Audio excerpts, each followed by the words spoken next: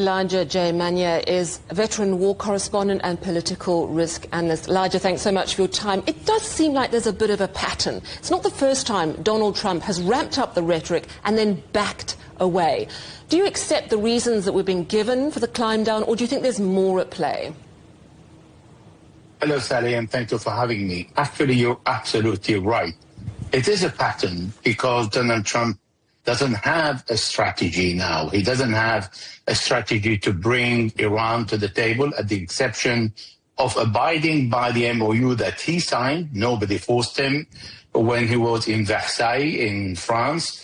And he thought that the MOU is all about opening the Strait of Hormuz and then finding another way to bypass the Iranian control and Iranian demand in all the 14 points. However, he doesn't have even an exit strategy to end this war. So he's repeatedly telling us that he's going to war, and then repeatedly also telling us that someone is asking him not to go to war, and he had the finger really on the fire point just to start bombing Iran. There is no reason why he would bomb Iran, because even if he does that, he's not going to bring Iran on the table, and he's going to increase the oil and gas crisis around the world.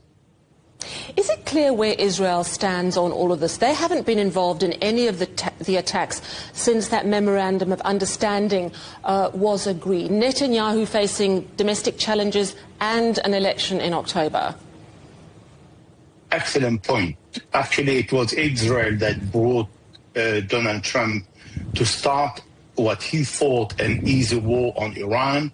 And now it's a war between the U.S. and Iran because Donald Trump is caught now. He is the one who said he's going to open the Strait of Hormuz. There is no need for Israel to intervene and make things worse because all the bank of objective of the Israeli and the Americans, the military one, have been used.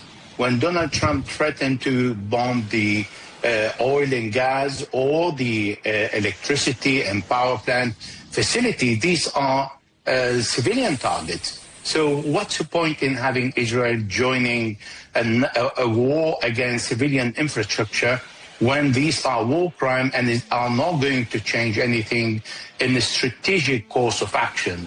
They can be tactical victory. Therefore, the Americans can do that on their own, but knowing perfectly well that is not going to lead them anywhere. So this is why Israel on the side. And on top of that, it doesn't serve to see Israel bombed for Benjamin Netanyahu to run his election that are closing by in the next 2 to 3 months. And of course, US voters are not too keen on this war as it is as well, which is another factor. You said earlier there's no exit strategy. So do you think that we're just going to see this rhetoric play out again and again, or does it severely reduce the risk of more bombing? We have seen one step toward the right direction.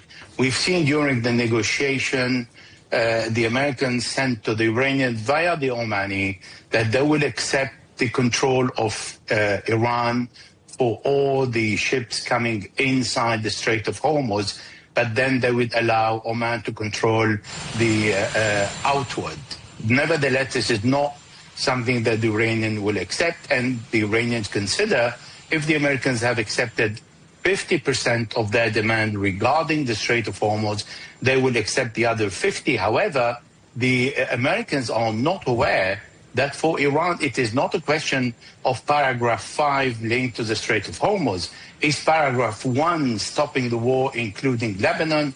It's the release of all the frozen Iranian assets. It's the lifting of all the sanctions and the compensation. So Donald Trump, if he agrees on all the Iranian conditions on the Strait of Hormuz, he's going to be faced with another very solid wall asking him to comply by all the points of the MOU. Thank you so much for your time, Elijah J Magnier, a veteran war correspondent and political risk analyst.